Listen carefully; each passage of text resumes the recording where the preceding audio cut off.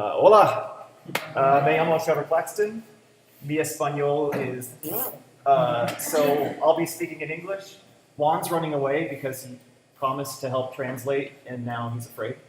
Uh, if you guys have questions at all, please ask during the demo. That's awesome. A little bit about myself.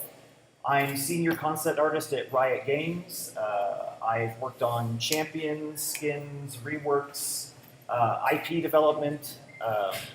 I now work on R&D projects for special things, and in my free time, I like to draw and sometimes teach. So for today's demo, I'm just going to go over process and how I think about work while I'm going when I'm going towards the design.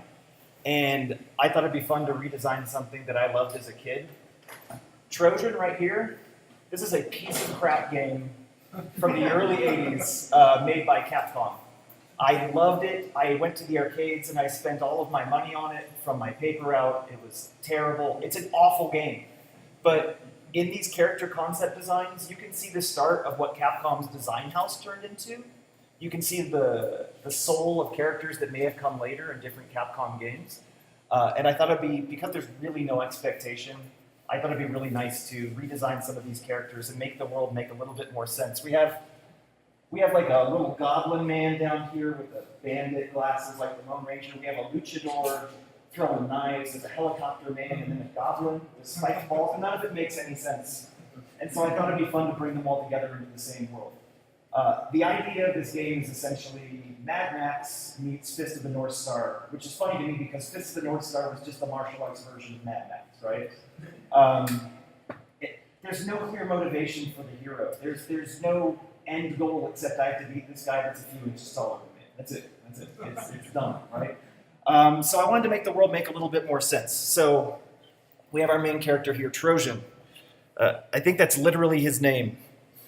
Let's get to it. Where is he? He's just a dude with a sword and a shield and an awesome blue shirt walking through the wasteland, stabbing dudes for no reason. There's no reason for him to stab these guys. So in my head, I'm making this small backstory, right? He's part of a group that keeps the peace in the wasteland. He has a master, like a whole martial arts dojo situation. His master was murdered and betrayed, and this other gang with technology is taking control of the wasteland. So by comparison to all the rest of them, he's going to be rather plain. He's an average character. This is the hero's journey. And in the hero's journey, the hero learns from every character he encounters. Now, he's not going to learn from the average dude with a mace wearing a suit of armor for some reason in the wasteland. But he's going to learn from the boss characters. He's going to learn traits about themselves. And maybe like Mega Man, he'll take their powers and use them against other enemies. So from a big guy, he'll learn strength. From a fast guy, he'll learn speed or accuracy, right? From a character that maybe he was formerly a friend with, he'll learn about forgiveness and compassion. And the whole point of this is, it's dumb. Like, I just want to make something dumb fun. This is how I spend my free time, redesigning stuff or making stupid ideas fun. So let's go back to the gallery. I'll show you, I did early exploration on our main character, our Trojan man. He's literally just a guy with a tank top on and a sword and shield. This is it. This is all he needs to be. Throughout the game, he's going to get different skills maybe, or different weapons based on the people he's fighting. But he's a blank slate. He is somebody the player will empathize with, and as they go through the journey with him, hopefully they will learn something about themselves. They probably won't, but that's the idea of the hero's journey. There's all these enemies that I've done these preliminary sketches for and little write-ups. Let's just go back to it. Here are the guys that we can choose from. I want to try and do at least one of these guys, maybe two. We have Memushi, he's a cool guy with an axe. There's actually two of them. You never fight one alone, so I guess there's twin cool guys with axes. Iron Arm, who in the arcade version just stretches his arm out on a piston. In the NES version, he actually shoots them off like Voltron or something like that, so I think I would go something more akin to the cool shoot your fist off like Voltron version. Armadillon, his name is a combination of Dylan and Armadillo. So obviously the best name in video games. He rolls into a ball like an armadillo and shoots fireballs from his mouth just like an armadillo. Goblin just jumps around and throws spiky balls at you. I'm assuming his inspiration is half Hunchback of Notre Dame, and because of his big nose, half Japanese Tengu, right? Muscular is He's just muscular, stupid. There's no theme. He's just a buff guy with a hammer. This other character named Trojan is you, just red, I guess. Games in the 80s love to do this. You would fight yourself or a shadow version of yourself or somebody who's a different color with the exact same moves as you. And you're supposed to be like, oh, I found myself, my demons, my worst enemy, right? This is fucking stupid. Right? this will be the character. If I do this one, this will make a female character because you can see this is woefully lacking in female characters. And maybe somebody who was at school with him that betrayed their master and they have to. And then Achilles. He's the bad guy. He's in the game about an inch taller than you on the screen. Like Achilles, he's supposed to be near invincible. And unlike Achilles, it seems like he armored up his heels, right? So he's like reverse Achilles, because every playthrough I've watched of this game, he dies in 3 seconds. He's like the easiest boss anyone fights. So he's the worst Achilles ever. But he'll be the epitome of like technological superiority in the wasteland in whatever version I do of him. And if there's any one of these guys that you would be most interested in seeing, I would love to hear it. You guys have any picks? Armadillo? He's the hardest one. Yes, makes sense. That's okay. It's okay. No other votes. Okay, looks like we're doing Armadillo. Awesome. Wait, what? Yeah. If that's what you guys want.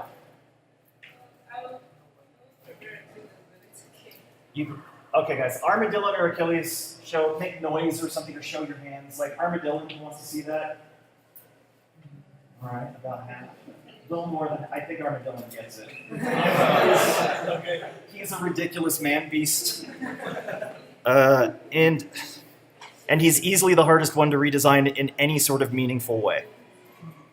So I'm using Procreate. Do you guys know what this app is? The app doesn't matter. The program doesn't matter. I'm going through design process and the process in which I work, right? It doesn't matter what program you use. If you use Painter, if you use Clip Studio, you use Photoshop, you use Sketchbook Pro, Procreate, you can do this in all of these. It's just a matter of finding the right tools for the right job. If you have layers, my process. This is early exploration for that Mamouchi cool guy with an axe. Let's get into it. And here is early exploration for Armadillo. He's literally a man with a fucking stupid shell on his back. It's dumb. And then he rolls into a ball, and every once in a while he stands up and shoots this tiny fireball. It's this big. It comes out of his mouth. It's this big. I don't know anybody that could roll into a complete ball. So with the angle of technological superiority in the wasteland, we can make him like 90% robot, but he can have this big stupid smile on his face. Maybe he'll shoot a fireball, maybe he won't. But we'll try and make him make sense, or at least look like he can roll into a ball and do some damage. My goal is not this can 100% work. My goal is you are convinced that this could work in some way, and where it doesn't work, you can ignore it. Right? The suspension of disbelief is all we're going for. So let's get into this. All right. Oh, yeah. Shut up, Juan. Okay, cool. All right, so this is my early sketch. The idea is that he rolls into the ball, of course. I wanted it to feel fairly mechanical. I don't know that this sketch is very good, and I'm going to turn off this extra layer here. Doesn't matter what tools you use what you're comfortable with. So I'm just going to do an action. I have an idea for a shape in my head. I have an idea for a pose for a final image, but what I'm going to start with is bad drawings. Bad drawings are how you make sense of your ideas. You just do crappy sketches to try and figure out how it works, and then you'll go and apply them to the real thing later. So his torso is going to have to be able to roll up in on itself, right? So I'm going to need to define what some of these details are going to look like. There has to be space for things to move. There has to be space for the mechanical bits inside to work. Then there has to be attachments to each other, right? So this right here doesn't have to be pretty, and it never will be. So I'm not that good.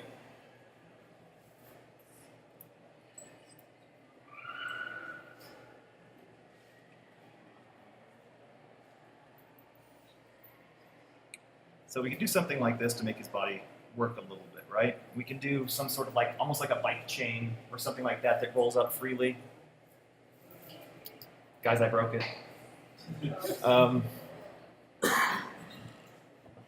There we go. All right. And now I want to figure out, so he attacks by rolling, right? It's kind of boring. When he stands up, he shoots a fireball, kind of boring. Maybe he could, I don't know, do other things. Maybe he's more about defense than he is about offense, so he can do a couple of attacks and then turn around and use his back as a shield. You always want to, especially working for games, you want to include what this character is supposed to do. You want to include their tool set into the design. You can have a really awesome dude, but if in the game he's just some, I don't know, if he's just like a bug man, right?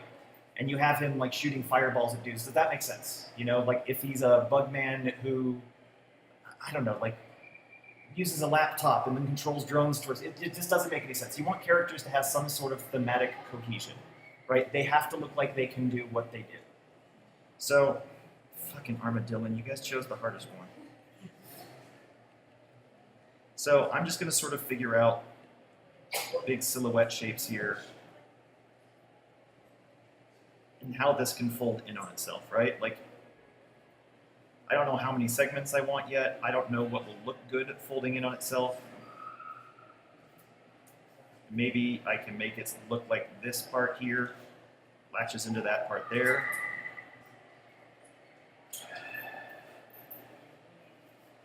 All right. And I will flip this back and forth pretty frequently just to check if I'm drawing poorly, because I can't tell. But we want him to be impressive too. So, I don't know what that was.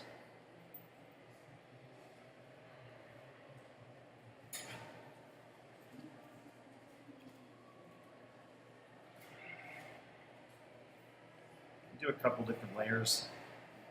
I think he needs more segments than the 5 here, otherwise he's not fully going to be able to rotate in on himself. So let's try again. Just remember, that's the shape at the end.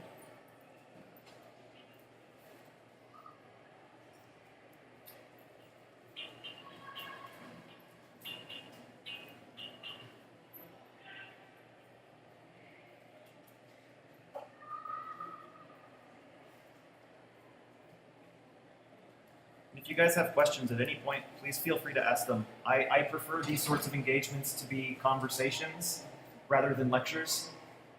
Otherwise, I just get sad. I get really sad. I assume you're texting on your phones. You're doing anything. Which tablet are you using? Right now, I'm using my iPad. Just the iPad Pro with the Apple Pencil. I barely use my computer anymore. Like, this is so fun and comfortable. I can go anywhere. Like, you don't need Photoshop. You don't need a full computer. You don't need power. You just need something that gets the job done in the world of design.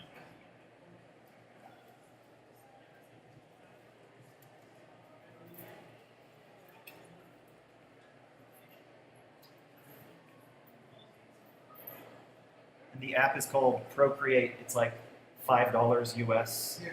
So what, 80 pesos, 88 pesos? Somewhere around there. And it's fantastic. It has enough similarities to Photoshop that you can jump in and use it, but you're using it on a tablet, so you can use this one-handed, and you don't need a keyboard for shortcuts. It's fairly nice. All right, and that's looking a little small. Let's make this guy just big and fat. Like a big, nice shape. So when he's rolling, you can't just step to the side to get around or something like that. Or maybe we do skinny version, and then when he opens up, it gets...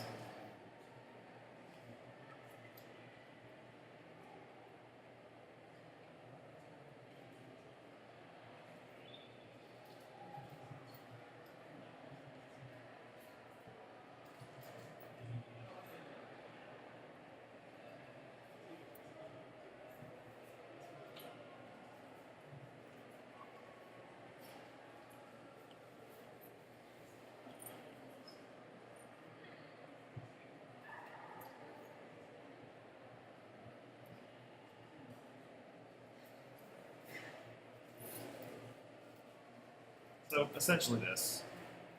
I know that's not good perspective. Whatever. That's what we want out of this guy. So he's gonna need like 8 segments. Which is gonna be tough.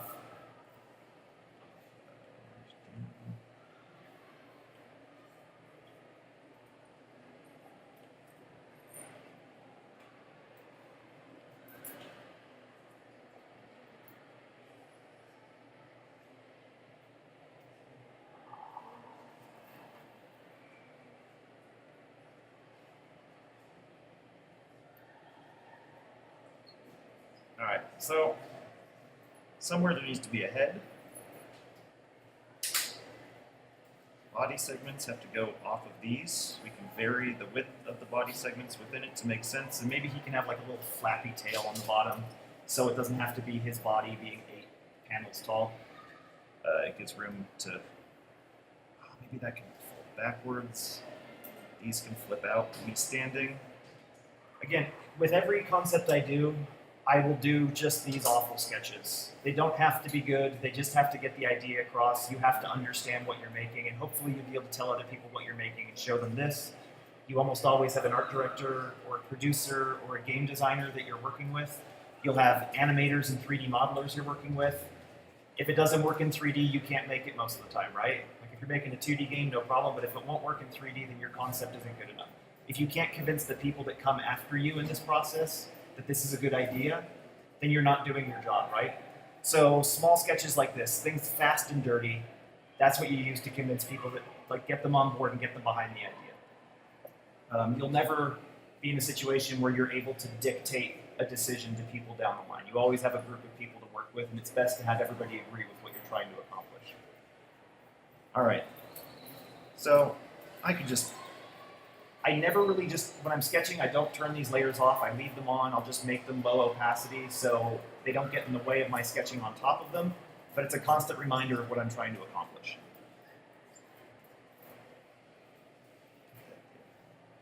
And I can probably use elements of this earlier sketch if I just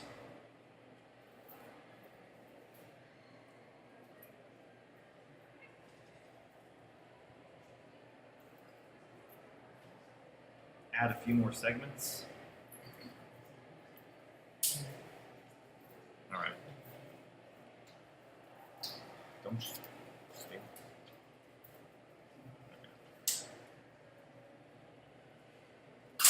All right, so right now, fast and dirty, right? We don't care what it looks like, we're just trying to get the idea out. I'm gonna start with his torso, not the armor plating that attaches to it, and figure out if we can get this to look like it should work a little bit. Again, we can fake stuff. There's certain things you can fake. There's certain things that you can hide via animation and special effects. But when he's unfolded, you should get the idea of what he can do. You should know what you're dealing with. And every once in a while, there seems to be like a lag spike, so it's just making those random sideways lines. Can you guys see what I'm doing at all here? I'm gonna see if I can change this up a little bit.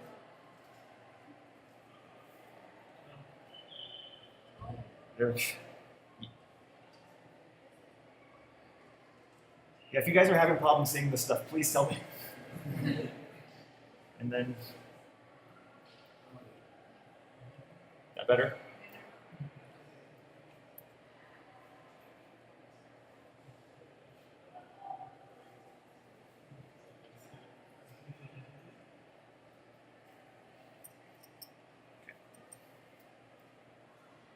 So here is my action line. Pelvis, arms, arms.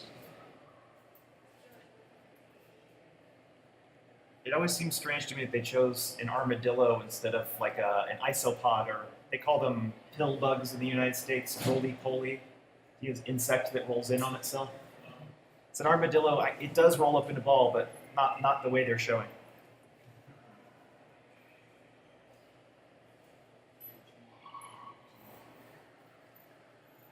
I did these big fat hands before.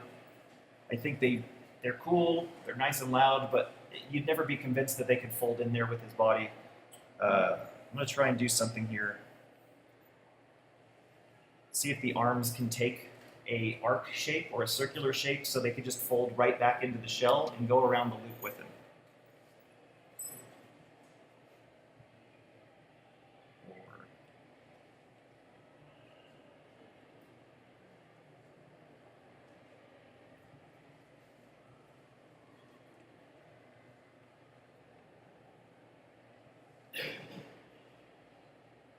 Oh, and I forgot, he has to have this.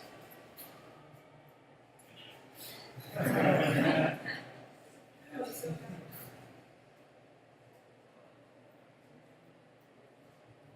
really don't understand why they gave him a big stupid smile in the game. It doesn't make any sense, but it's fun. It's fun. Like sometimes nonsense is necessary to lighten things up. So nowadays, do you work completely on the iPad Pro, or do you?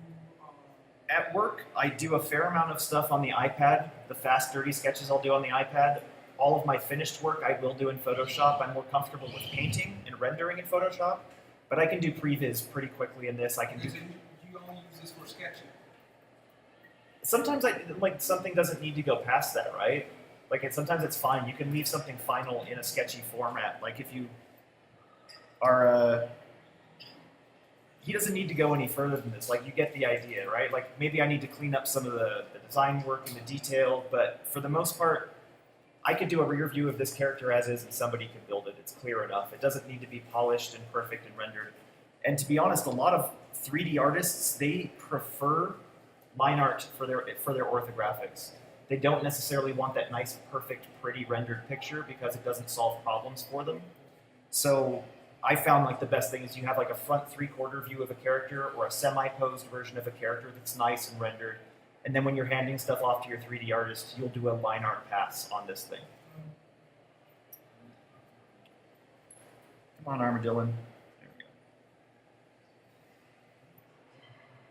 He has the best name. It is just, it's so low effort. Like, they didn't think for more than a minute to come up with that name. Really, for any of the names in this game. Muscular?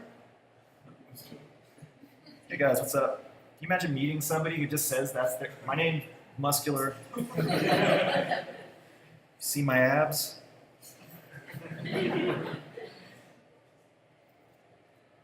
My plan for him is just to make him completely fat. So it's like a joke name.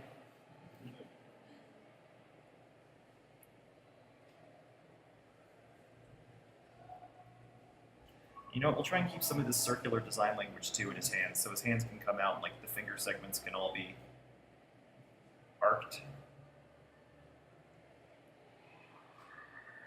Which could be really fun, or it could be stupid, I don't know. We don't know until we try.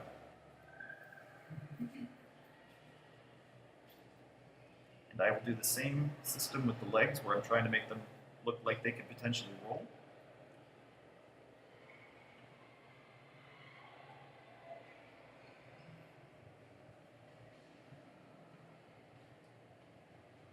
And again, this is all very early stuff, so if it's not pretty or impressive right away, it's either because I'm a really terrible artist or because it doesn't matter. It really doesn't matter.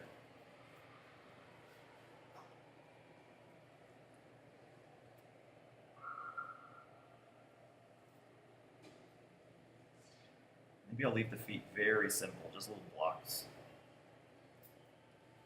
Now the goal for all of this is not to make something real. It is just to make it convincing, and when reality gets in the way of fun, you stop paying attention to reality. That's how I live my life. Actually, this would be really fun if this was offset. You can have the knee thing come forward. And I know I don't have any reference up right now other than, you know, the early game stuff, but I would encourage, especially when doing something mechanical, to always have some reference open that explains the mechanical function to you. I've been doing this so long that I already have a large library built up in my head. I spent a decade as a handyman and construction worker, so I have experience with these things hands-on. I've worked on cars. I'm sure everybody's at least worked on their car at least once in their life. Like you start to remember these things and see like common areas where you can use thoughtful detail. And so you just use your own experience with this stuff, but it never hurts to have good reference. What did I do? Oh God, I ruined it. Okay. It never hurts to have reference open. It only helps.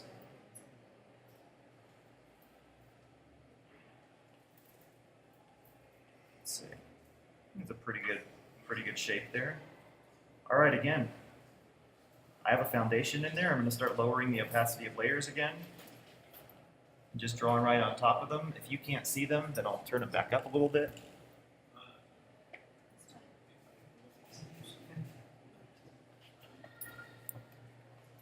Now the thing I want to figure out is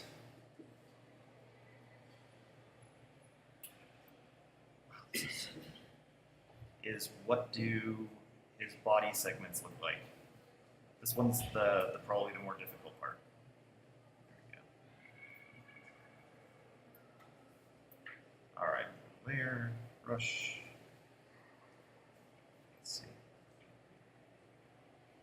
So I want this guy to look very rough. Very, not crude, not like simple, like caveman mechanics, but like industrial, right? Does that make sense?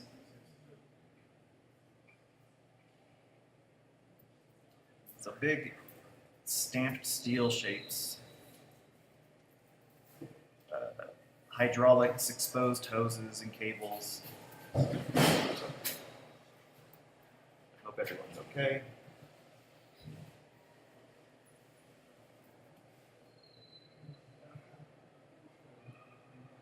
I'm going to ignore his head for right now and put that in after.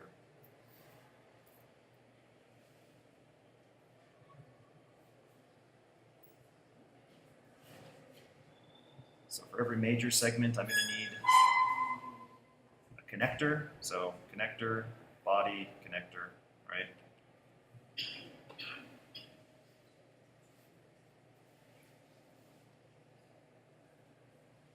And I want those edges to look like, if they do roll in, they're not going to necessarily overlap. We have all this space in between there, right? So when they come in, they join up.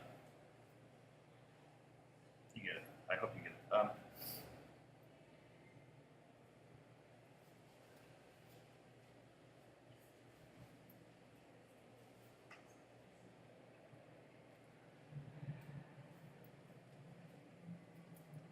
I like this really rough brush, this really scratchy, broken computer. I should set it up so it doesn't go to sleep, but I don't know how. So, I like this sketchy brush here because I can get implied detail out of it without having to focus on detail, and I can sort of accept my dirty line drawing easier than if the line is perfect. When your line is perfect, I think you have more expectations of yourself. Like if things don't meet up perfectly, you're like, fuck, man, it's this shit, and you just erase, and you draw, and you erase, and you get angry, you throw this through the window. But if you just start with something that's a little messy anyways, it's a lot easier to just commit to getting it done and getting it out and not worrying about perfection, right? You solve your design early, and then you can take your time with the finish. But if the design is solved early, you can convince people, you can get excited about what you're going to do with the finished state of it, and you're not constantly changing when you finally go into a rendering pass or a coloring pass or a polished line art pass. Everything is sort of settled. And this is really about making the job simpler for you and easier to communicate to other people. So I'm sure you guys have talked to people, like when you're talking about art, or they're talking about your art, and they don't have the right words to explain what they mean, or their feedback is, I don't like this and I don't know why. Right? And then the only thing you can do in that situation is start asking questions or get angry at them, right? Like, so getting angry at them is never going to work at the office. So you got to dig in and start asking questions and start giving them the language to use. But that's why all of these little explanation sketches will help in that situation, right? You do something polished, maybe people just don't understand, or you show them super rough stuff they don't understand, so you do multiple sketches to get your idea across. And then if you ask questions and they still don't tell you what they want, then you run away screaming and you throw stuff at them. How many iterations you do when you're designing a character? If I had my way, just one. It depends on the character and how hard the goal is, right? Like if you have. Do you guys play League of Legends at all? Yes. Do you know who Lissandra is? Yeah. Lissandra is the first champion I made for League of Legends. It is also the first time I professionally worked on anything that was more stylized and cartoony. Everything I did before was pretty serious, and I'm not going to say realistic because I'm not that good, but it was very mature and serious and gritty, and the blood, and, you know. Lissandra had about 15 to 20 variations before we landed on the design, but with the first 5 versions you did, you're talking to your team, right? You're saying, hey, here's what I've got, here's my idea for this character, and they're looking at this and they're picking directions, right? So if your work, here's time.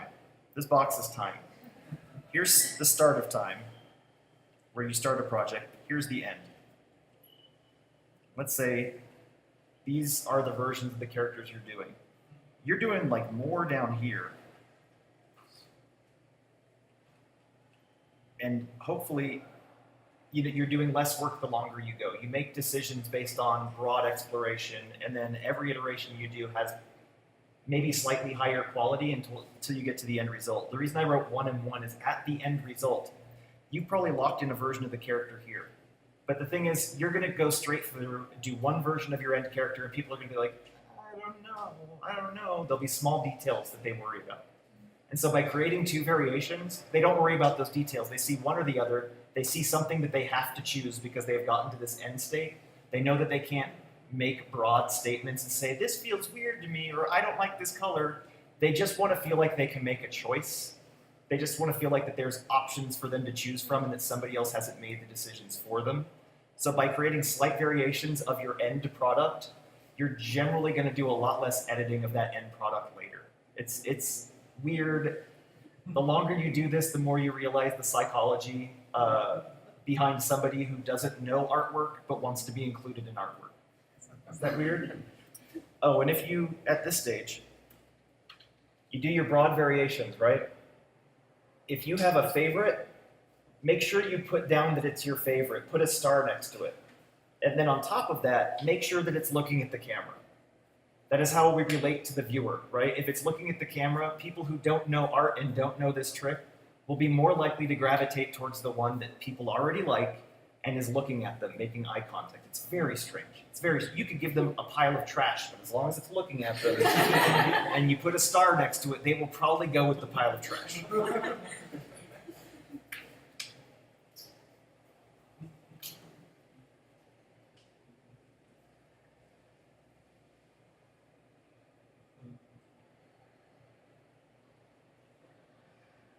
So I'm thinking I can connect panels to the main body segments, and I can also connect them to the interstitial segments, the connecting segments.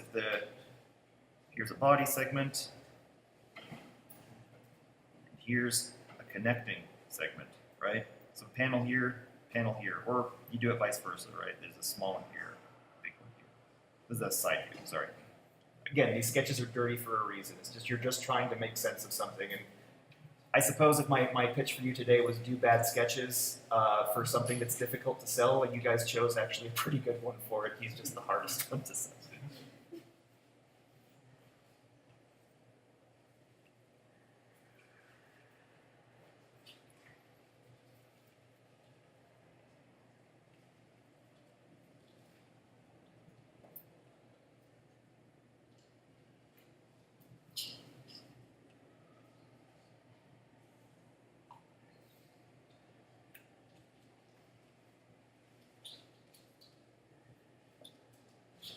Doing a little cleanup there, make the angle make more sense. All right, so he is a bike chain with arms and legs, and I think that's just fine for armadillo. All right, so again, basic industrial design. Do you guys know what a universal joint is? It's a cylinder to cylinder, and each one has a fork going this way and this way. They can move like this. They can move, well, this way and rotate in any direction. So you can be rotating one segment while the other one maintains its trajectory going out. Does this make sense? I'll just draw it real quick.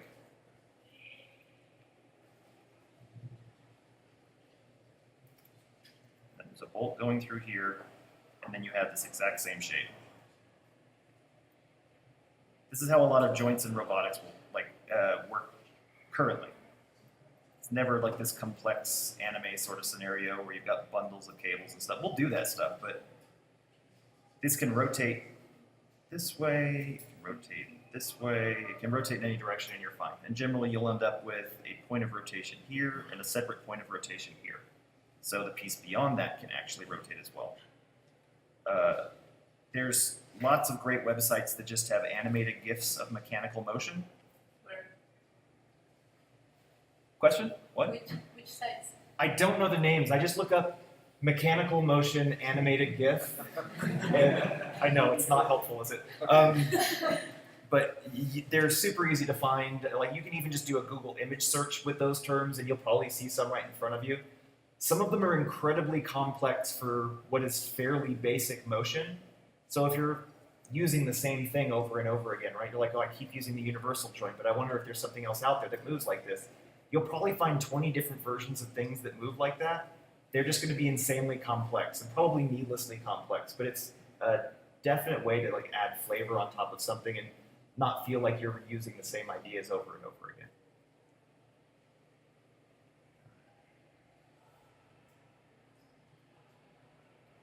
So there's the arm. Wondering if I don't know if I should give him a human head. Like that just seems weird to have a big body, but maybe it's okay. Maybe he just has like big, what do you guys think? Like should he have just like a man's head like fucking Armadillon? Look at this piece of crap. Should he just have a human head or should we just go for it and make him a full-on robot or do mainly robot with some, like maybe he just has a shitty mouth like the Joker, like a helmet on. I don't know. We'll try variations. We'll do what I say I do professionally and we'll do some variations. Let's see, I'm gonna go back to this layer and move something out as it makes sense.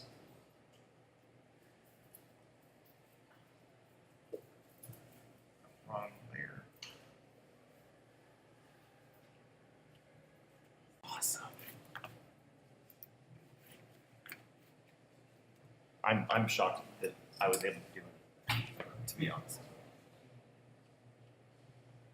Okay, where was I? I was adjusting things.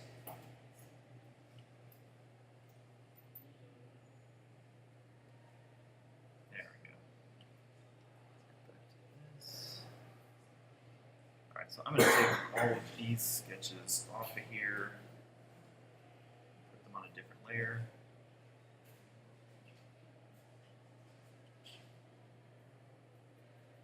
So I don't have to deal with them. All right, so let's see. Armadillon's head.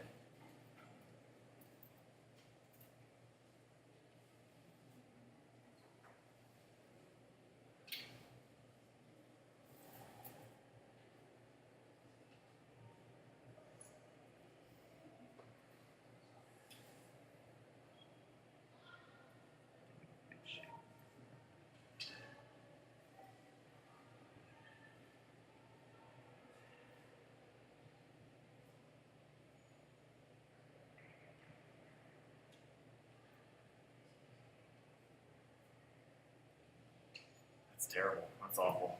That shouldn't be.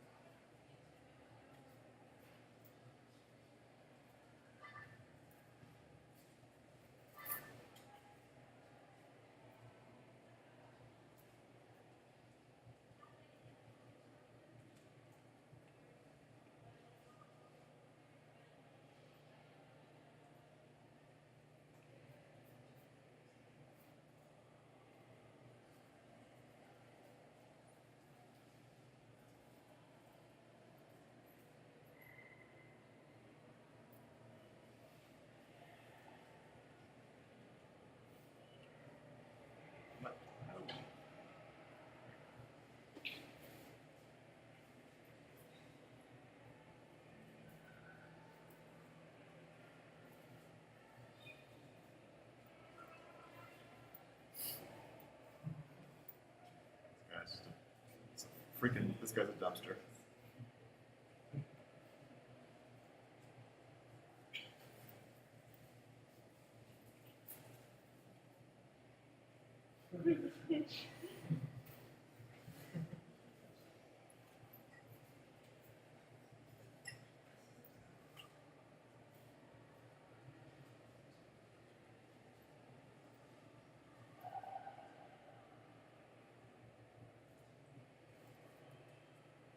I just don't like it. I just don't like the face.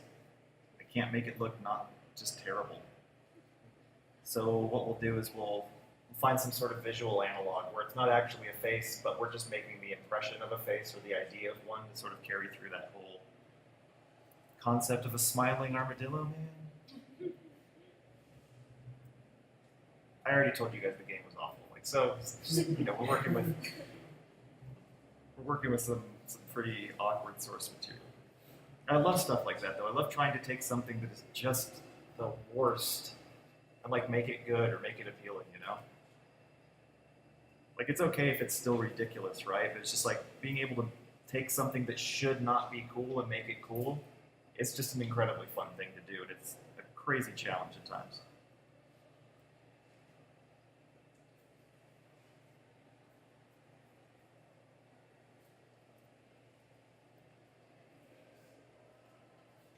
When they assigned you to design a character, Mhm. do you think about like you invent the mechanics of the character as well? Oftentimes that's a game designer.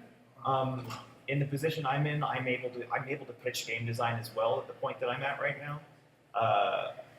As a concept artist, most of the time they'll be responding to game design, like ideas that they have, and they'll always try to reference something that may or may not be cool. They'll be like, always talking about something else, and then part of your job is, yes, we have to make sure this looks clear, like it looks like this is what I'm doing for this person, but the other part of it is like put part of yourself into it, right? Like throw back ideas of interpretations, not argumentative, of course, but like try and help them interpret it because they don't always have the words for it. The position that I'm at right now, and what a lot of Riot artists are able to do in general, though, especially if you're working on League of Legends, if people see a really cool piece of artwork, they will just want to make that character. If they can figure out a way to fit it in the game, on a game like League of Legends with 140 characters where they're always looking for new and creative ways to expand the roster, they will go for it, you know? So as a concept artist, you maybe don't have as much control of the game as you would like, but you can affect it in fairly profound ways, you know? No problem.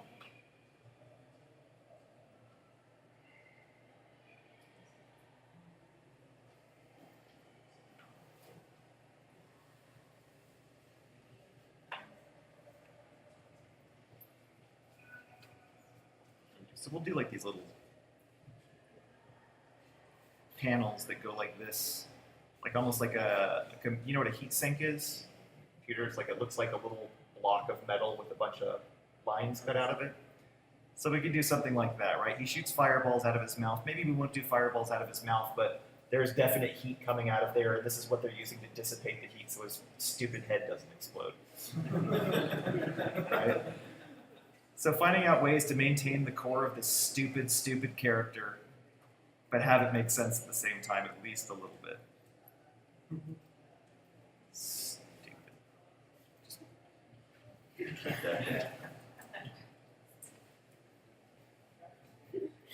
Just in case. Just in case.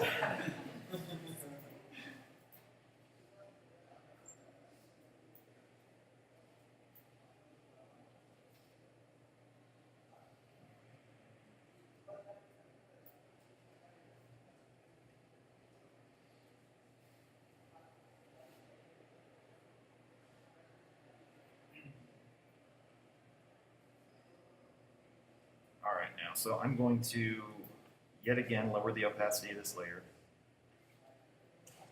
So it doesn't get in the way as I'm going in to design his arms. I'm also going to lower the opacity of the layer I'm currently working on a little bit. Just so I can see where I'm working over it. I'm going to do the arms on and the legs on a new layer. Just because there's a little bit of perspective involved, and perspective with an arc is even more difficult, and I'm bad at it, I will probably want to transform it a little bit so it doesn't look like trash.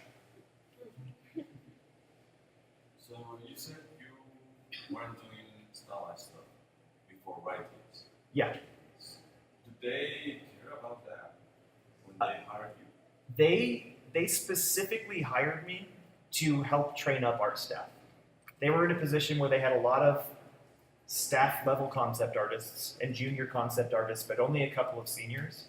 And so they wanted me to come in and just help coach people. So because they were fans of my work at the company, they were willing to make an exception on the style thing as long as I could adapt to the game style. I think I did okay. I don't think I'm great at it. Like, you guys will probably see Dan Norton tomorrow, and you definitely should see Dan Norton tomorrow. Like, that guy has this shit down. Like, he's incredible. I've learned a ton in the 4 years, just even the little bits of time we've gotten to work together. But I think I've gotten closer. And I think I'm at a point now where I don't care as much about matching the game style because I don't work directly on the game anymore. That I've been able to develop my own version of stylized, which is a little bit like my personal work. I still stylized broad, large proportions, but I'm still throwing all of the crazy realistic detail in there. And that's what's fun for me. But of course, the game needs something simpler than that, right? Like, you're looking at somebody from up here, down there on the ground, so they have to be readable and clean in game. You have to know what they look like from the top and be able to differentiate them from other characters, and then you have to understand what their special effects look like, what their animations look like. Like, all of these things need to be very apparent to the player of the game, right? So getting used to that level of stylization is the only way you'll ever make anything successful for the game. Does that make sense?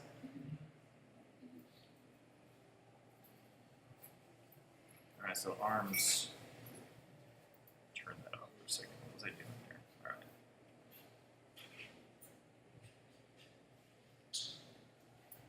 I'm going to pretend that the main universal joint is actually sunken inside the torso, so I don't have to draw it. And then I'll just do points of rotation out here. And then we can do like a cool.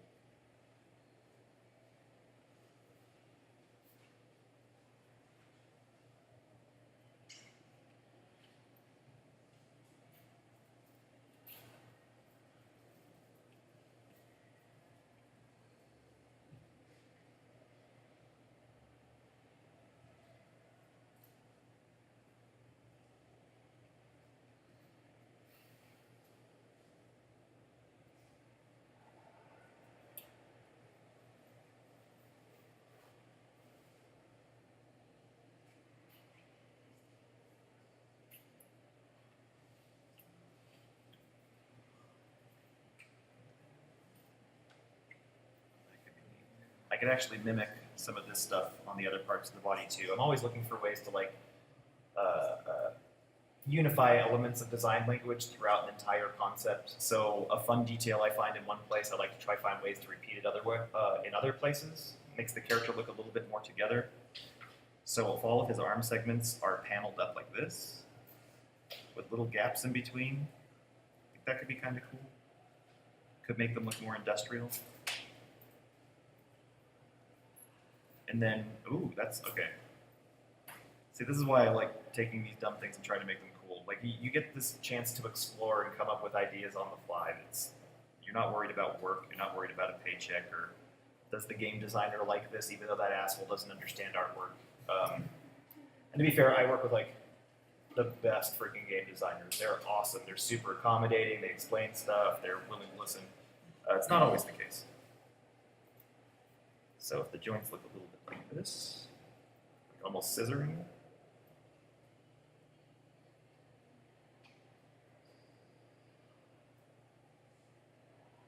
right? That could work. Or maybe it can't, I don't know, we'll find out.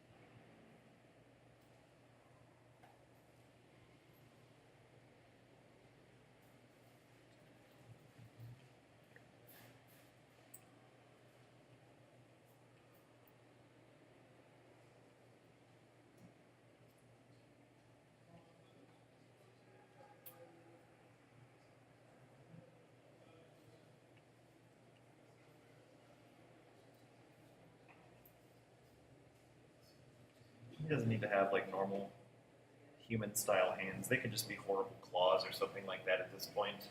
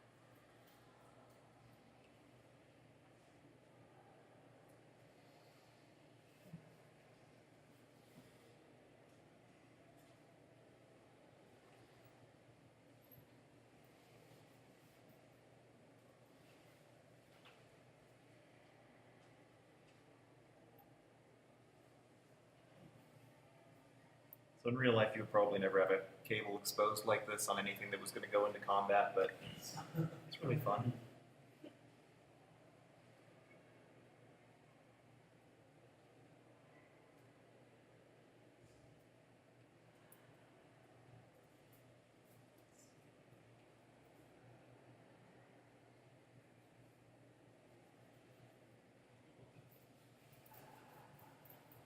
think that's working. Maybe.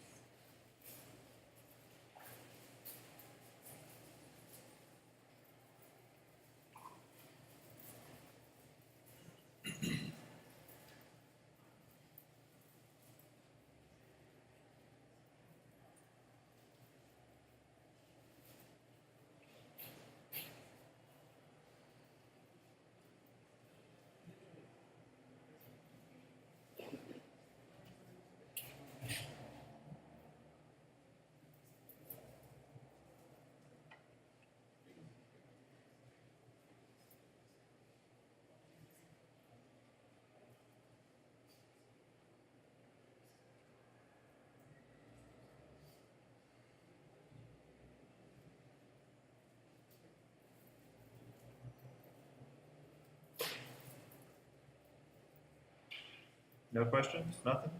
Comments? Insults? Groserías, enséñenle. Digan algo, aprovechen, ya saben.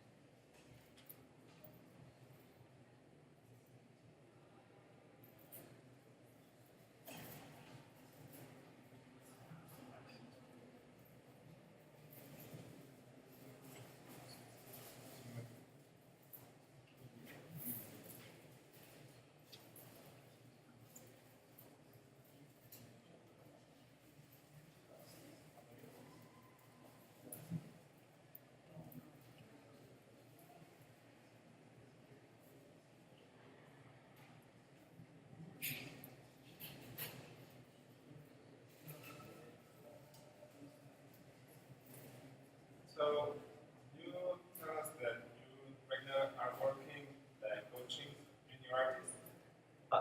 Not at this point. That's when I started it right about 5 years ago. At this point, I do have responsibility to some junior artists, but on very different stuff than legal budget. And when you were working there, coaching them, what kind of exercise or how do you approach their advance in their work? I was always trying to get them to be, I guess the term is self-aware or honest with themselves. Like we would break down where they thought a piece was failing or where they think something wasn't good enough. And then through just being a sounding board, letting them talk it out, like try and get them to figure out what parts of their work are lacking and how they can improve them. When that fails, you can always give them exercises or give them advice and critique on pieces to help fix things. You can send reference or do paint overs.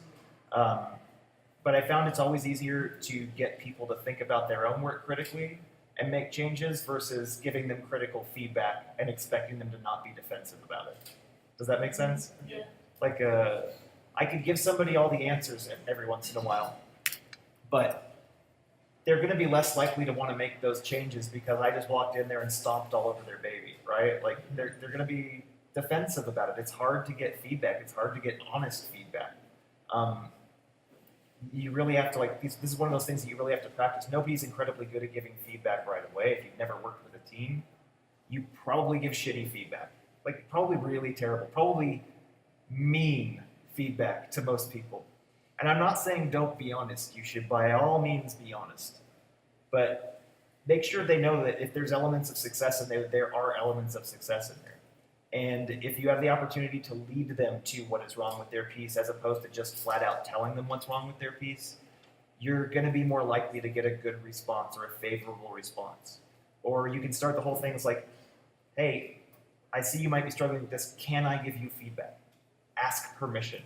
Like when you ask permission instead of walking up and giving someone feedback directly, they are more likely to be responsive to it because you've already set them up with this idea that something is coming. They can prepare for it. They can say no if they want to. You can say, okay, maybe some other time, you know?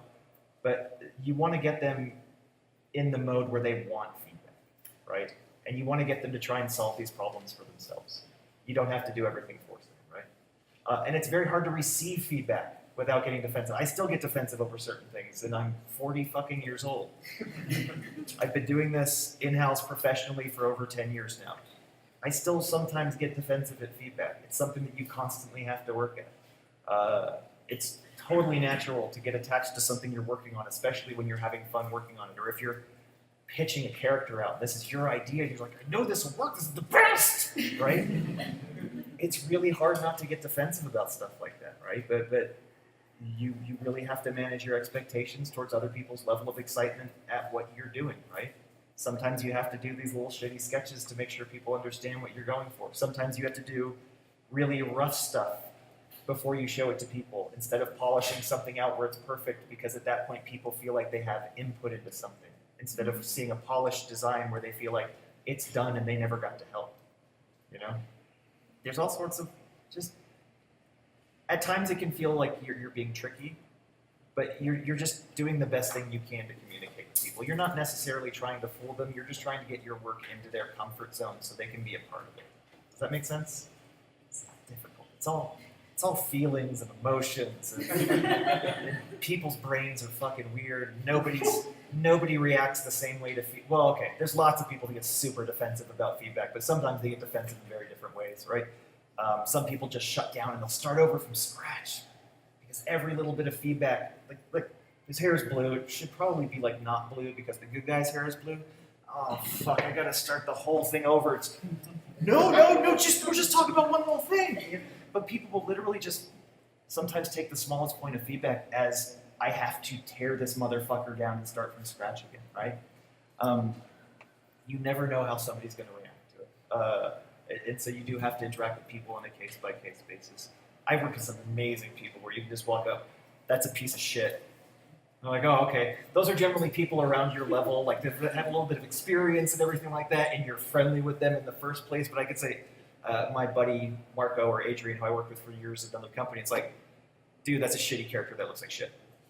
And they'll be like, well, why does it look like shit? It's like, because he's wearing a velour jumpsuit. He just looks like shit. You know, you can be honest with certain people, and that's fine, but generally it's not the case. You know, you got to take everybody on a case-by-case basis and find out how they work to be as helpful as you can. You're essentially being helpful. Feedback is almost always a gift in some way. The worst case scenario, you find out what something doesn't like, or that you don't go to this particular person to feedback anymore, right? But you'll always learn something from feedback. So don't shy away from it. Put it out there. You can just go up to somebody and say, hey, please hurt my feelings. What do you think about this? You know, it's important. It's really important in a work setting. At home, fuck everybody. Do what you want. Do what you are happy with doing, right? Like, you don't have to worry about that. If you want feedback, get it. But don't take other people's feedback on other pieces to mean that your personal work has to look a certain way. You like drawing fucking robots? Awesome. You like drawing Hello Kitty? Awesome. Do it. That's what makes you happy, right? Like, that's what personal work is for. But in a work setting, you need to get really used to giving and receiving feedback constructively. It's honestly been like the most helpful part of my career is like over the last 5 years actually at Riot, learning how to not be a dick when giving feedback and not be a dick when receiving feedback. It's a very, very important learned skill. It really is.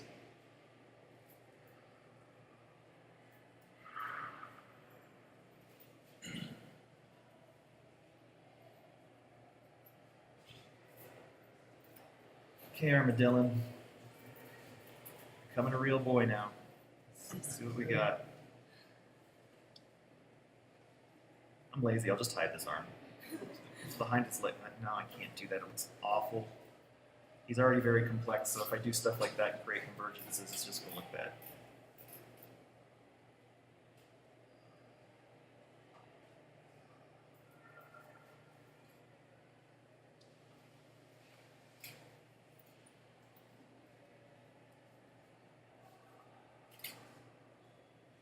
In your experience, which are like the skills or like the birds studios are looking for concept art? How like That's a fun question. There's no right answer. I think if you're applying to a studio, you need to find out what that studio does and what they're known for. Find every little piece of news you can as far as that job's concerned. And try to cater your work to that. What I look for most when I'm trying to hire somebody is an original voice, like somebody that maybe their personal work is somewhat aligned with what I am working on and I'm looking to hire for, but they have their own way of doing it. Like they have their own original version of this, right? So it's like, let's say I'm working on, I don't even know. I'm working on Halo or something, right? Like maybe that's not a great idea. Because Halo likes a lot of it. 343 right now, they want a lot of people to come in and do versions of Master Chief and armor sets and stuff like that, and they're not really looking for something that's out there. In a character-based game like League, you want somebody that works similar to League, likes cool warriors and shit like that, but isn't just rehashing WoW characters or other League characters. They have their own original ideas that they can put into it, right? So you want the personal interest to align with the work interest, but you want to make sure you're not just hiring someone because they make nice fan art of what you're working on. Does that make sense? yes. In some situations, you just need asses and seats to fill out content, though. So it's not always like this major creative thing. Sometimes it's problem solving, right? If you want to work on Uncharted, as a junior guy, you'd probably just be doing maybe clothing sets. So you'd be making some plaid t-shirts and polo shirts. Maybe this guy's wearing a suit. Maybe this guy has some cool khaki pants. It's not going to be the most mind-blowing thing on earth. But you'll have to make them clear, and you'll have to make them buildable, and you'll learn, right? Real-world games, I would never want to work on one because it's just, you could just grab photos, and that's about it. But sometimes there's need for slightly more fantastic stuff. The stone idol has to be designed, right? Like, I'm just always looking for somebody who has an individual voice, but every once in a while, or most of the time, studios need people that can iterate on a design that's already there, or something that exists in the real world and make it unique. And they just need you to keep pumping out content and working on things, and that has its own values, right? So just cater your work and your expectation towards the company you're applying to. Think about the type of game they make. Think about the level of creativity and the things that came out before and what you're going to be working on. Like if you're applying as a character concept artist for Uncharted, chances are you'll have the face for Drake, and you'll just be making some clothing sets for him, and that's fine, right? That's going to be your job. You're just going to be, we need a suit for Drake. Cool, he's got a suit now. You know what I mean? It's just going to be different everywhere you go. But if you can get in contact with somebody that works there, you can actually ask questions. You know, generally, in my experience, people are overwhelmingly willing to be honest about stuff when they're allowed to be honest about it. And most people are actually fairly receptive to questions. And if they're not, just ask somebody else. Speaking about characters, Mhm. which champion is your favorite in like game? Like, who do I play the most? Yes, but also like visual. I play Pantheon the most because he's just a ridiculous Trojan dude. In one of his skins, he's got abs on his back, and I just think it's hilarious. And he's a very easy to play champion, and I'm 40 years old, and I don't have the coordination to play anything but easy champions. Visually, my favorite, I love Camille, the new lady with the robo blade legs for obvious reasons. I love Alawi. I know a lot of people don't like Alawi, but I fucking love Alawi. I think she's the best. I do love it. You love Alawi? She's awesome. She's amazing. She's an awesome big girl with massive tentacles that talks mad trash, and just everybody is just either in her way or something she just doesn't give a fuck about, right? Like, she's fan-freaking-tastic, and I think games need more characters like that are just... I actually think she's kind of hot because she owns that space so incredibly well, right? Like, I love characters that defy traditional senses of beauty and stuff like that. It's phenomenal to get that to work so well. I like Talia also, the Sandbender type character, or Rock Mage character. As far as appearance, like full-on just appearance, beyond that, I can't... There's a lot of really good characters in the game. But I think those are pretty much my favorites.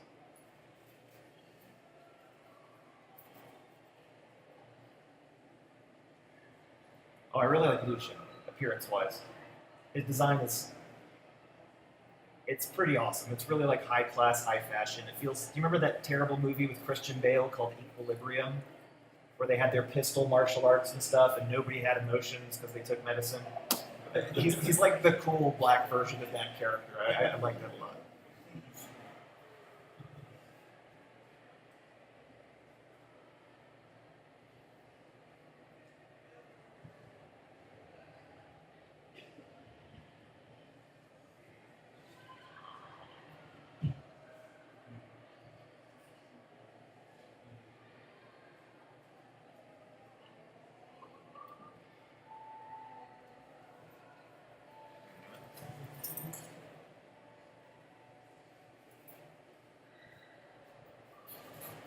That there. Okay, now we're just...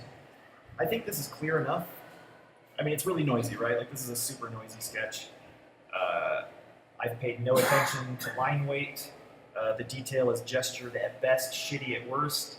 But with the little sketches like this stuff here, these little things, all of this stuff, I could probably pitch out how he works to my animators and get them on board with it if they are going to be on board with it, right? Now I just need to do the back panels, and then after that would come like more polished render phase. Let's see. So I'm going to get rid of most of these other layers now. Yeah, okay.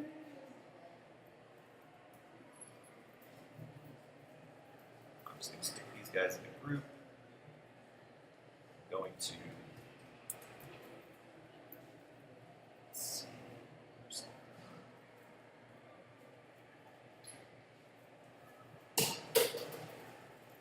duplicate it and then merge it. So I'm just working with one layer here if I want to transform anything.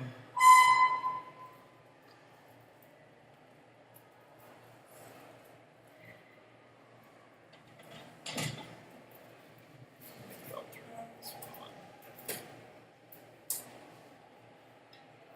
Because I had some ideas for panel shapes there that I liked.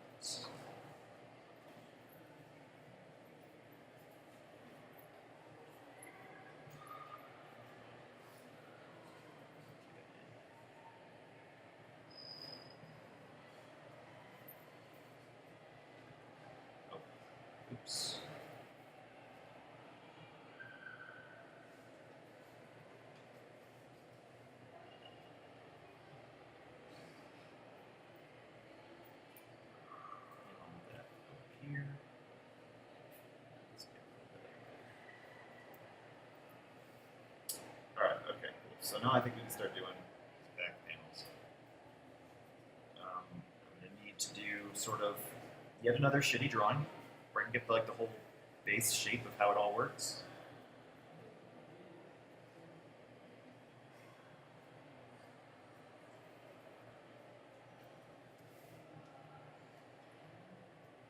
Actually, no. I mean, it has to be a shitty drawing, but body panels. I need 1, 2, 3, 4, 5, 6, 7. All right.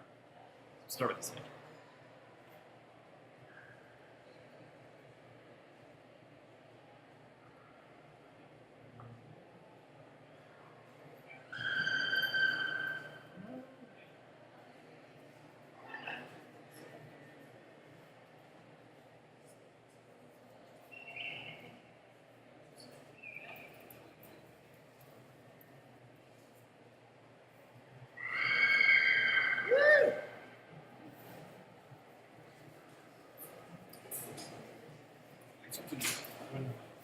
Your turn. Well, somebody must. Oh. How do I define who gets them? How do I decide who gets them? Assume.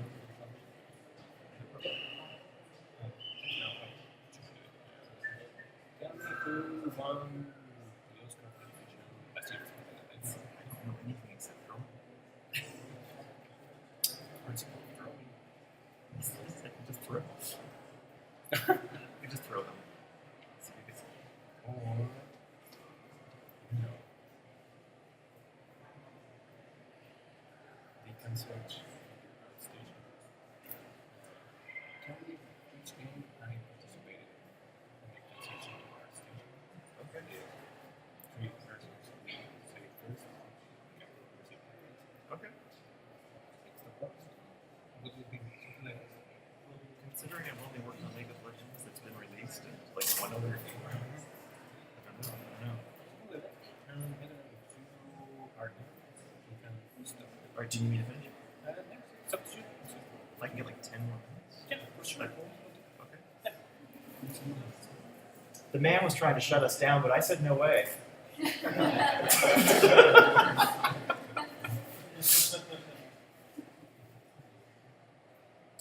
Got a couple more minutes on this.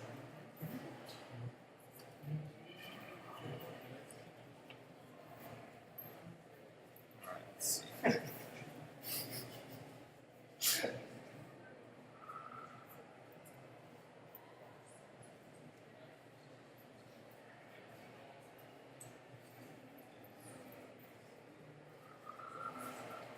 So right now I'm just doing like some stamped steel detail.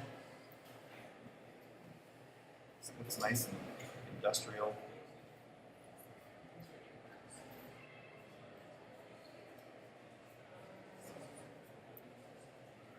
There's some variation in the size of the plates, so maybe every other one is small. To get this cool like cage thing.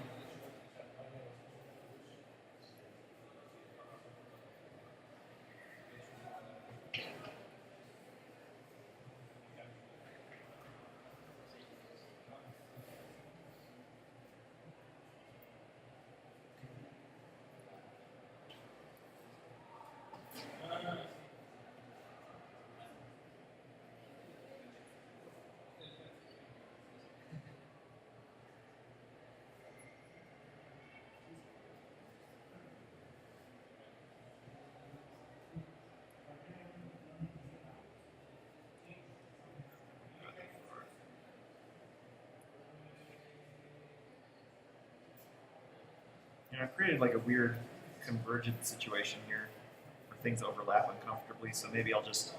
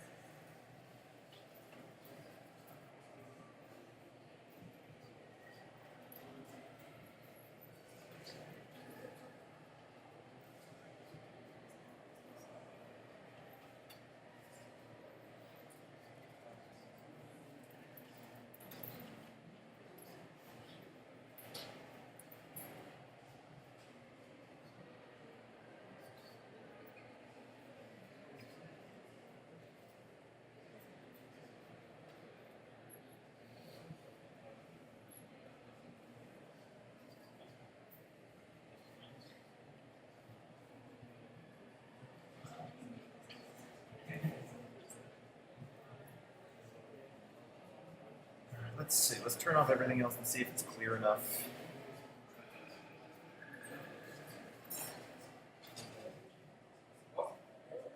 Yes! Works!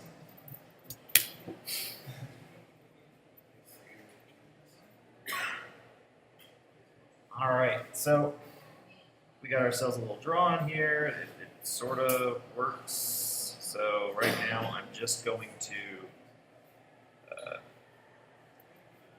make the line art a little less black.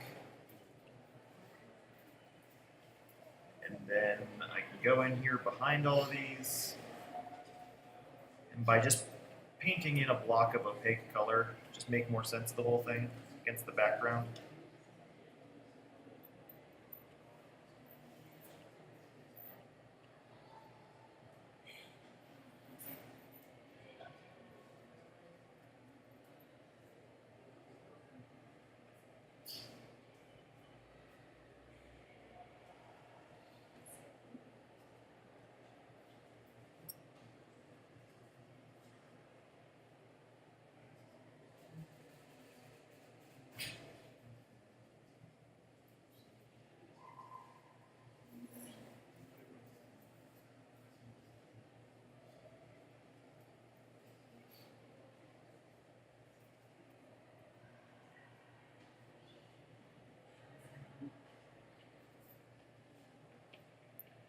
Just outlining all the shapes I want to fill.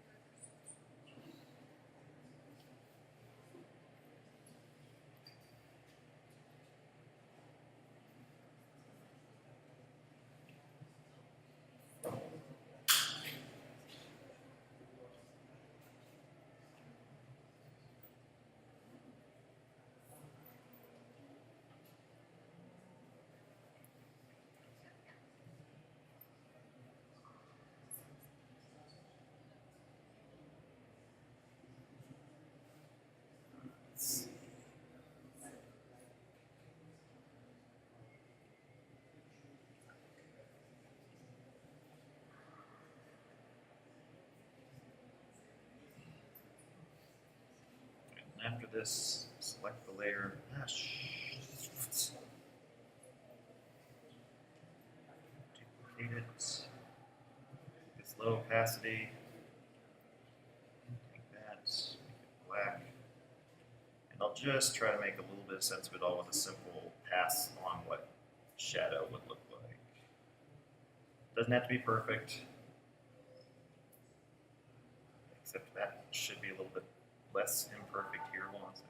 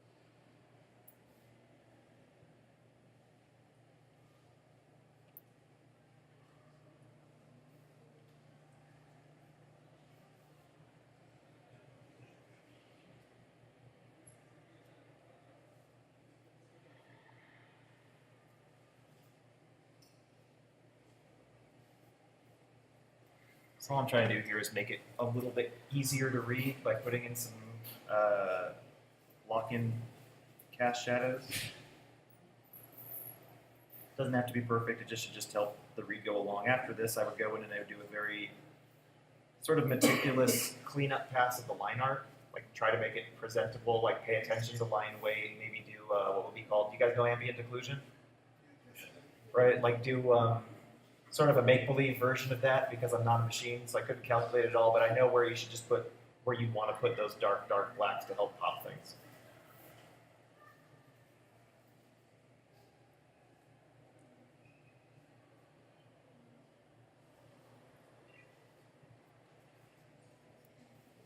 So I love stuff at this stage. Like your brain gets to do a lot of,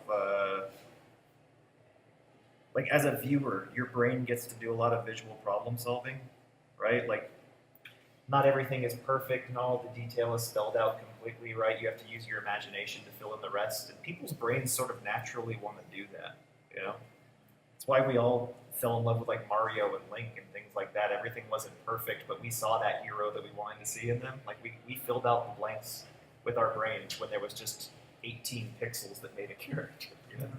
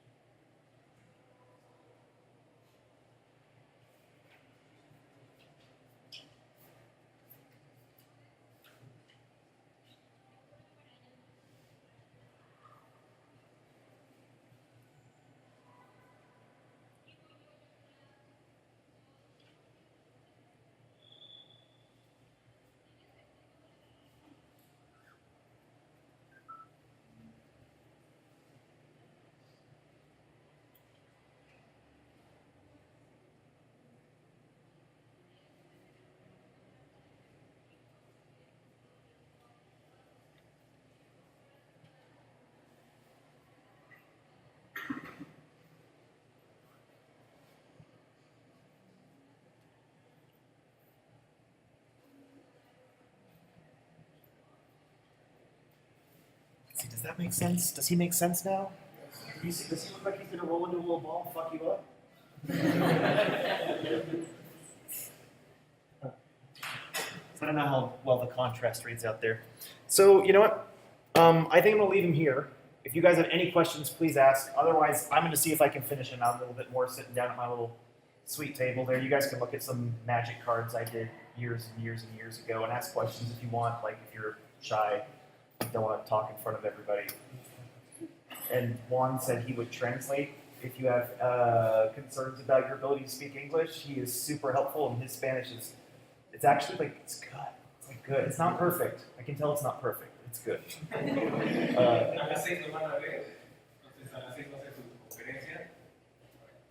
Exactly.